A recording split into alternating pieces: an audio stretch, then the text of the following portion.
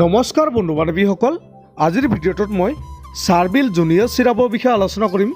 এই চাৰ্ভিল জুনিয়ৰ চিৰাপটো কি কামত ব্যৱহাৰ কৰা হয়, ইয়াতে কি কম্পজিশ্যন আছে, ইয়াৰ মূল্য কিমান, ইয়াৰ কোম্পানীটোৰ নাম কি, আৰু এই চিৰাপটো ব্যৱহাৰ কৰাৰ পিছত আপোনাৰ কি অসুবিধা হ'ব পাৰে আদিৰ বিষয়ে ভিডিঅ'টোত আলোচনা কৰিম। তো বন্ধু বান্ধৱীসকল, আপোনালোকে ভিডিঅ'টো স্কিপ নকৰাকৈ আৰম্ভণিৰ পৰা শেষলৈকে চাব। বন্ধুসকল, চাৰ্ভিল চিৰাপটো মেনুফেকচাৰ কৰিছে IOC ফাৰ্মাচিউটিকেলে আৰু ইয়াত থকা মূল কণ্টেণ্টসমূহ হ'ল ইয়াতে আছে টাৰ্বোটালিন, এম্ব্ৰক্সল আৰু গুৱাইফিনিচিন, আৰু ইয়াতে আছে মেন্থল।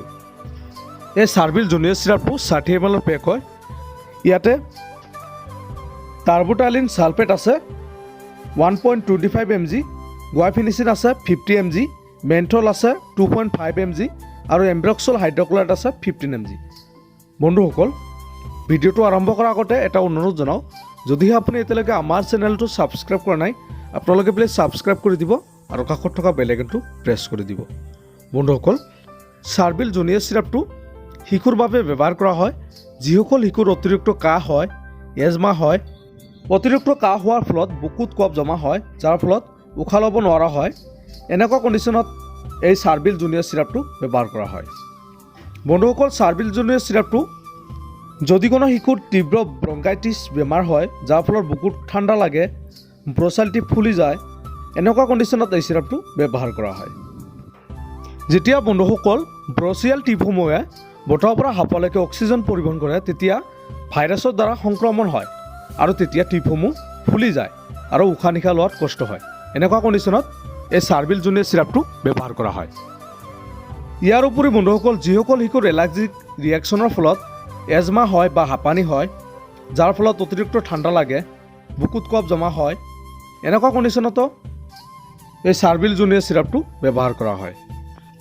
এই চাৰ্ভিল জুনিয়ৰ চিৰাপটো ব্যৱহাৰ কৰাৰ আগতে আপোনালোকে সদায় ডক্টৰৰ পৰামৰ্শ ল'ব। ডক্টৰৰ পৰামৰ্শ নোহোৱাকৈ আপোনালোকে এই চিৰাপটো ব্যৱহাৰ নকৰিব। এই চিৰাপটো শিশুৰ বাবে 5 ml কৈ দিনত 2 বাৰ অথবা ডক্টৰৰ পৰামৰ্শ অনুসৰি আপোনালোকে ব্যৱহাৰ কৰিব। বন্ধুসকল, এই চিৰাপটো ব্যৱহাৰ কৰাৰ পিছত আপোনাৰ ছাইড ইফেক্টে দেখা দিব পাৰে, যেনেকৈ আপোনাৰ শিশুৰ অতিৰিক্ত টোপনি হোৱা, বমি ভাৱ, বুকুৰ বিষ, বুকুৰ জ্বলন ভাৱ, মূৰৰ বিষ, গেছ, পেটৰ বিষ, স্কিন ৰেডনেছ আদি এনেকুৱা ধৰণৰ সমস্যা দেখা দিব পাৰে। বন্ধুসকল, এইবোৰ হ'ল সাধাৰণ ছাইড ইফেক্ট। ইয়াৰ উপৰি যদি কোনো ধৰণৰ ছাইড ইফেক্টে দেখা দিয়ে, তেন্তে আপোনালোকে এই চিৰাপটো ব্যৱহাৰ কৰিবলৈ বন্ধ কৰিব আৰু ডক্টৰৰ পৰামৰ্শ ল'ব। তো বন্ধু বান্ধৱীসকল, আজিৰ ভিডিঅ'টো ইমান আছিল। যদি ভিডিঅ'টো ভাল লাগে প্লিজ এটা লাইক কৰি দিব আৰু এই চিৰাপটোৰ বিষয়ে অধিক জানিবৰ কাৰণে আপোনালোকে কমেণ্ট কৰি জনাই দিব পাৰে। ধন্যবাদ।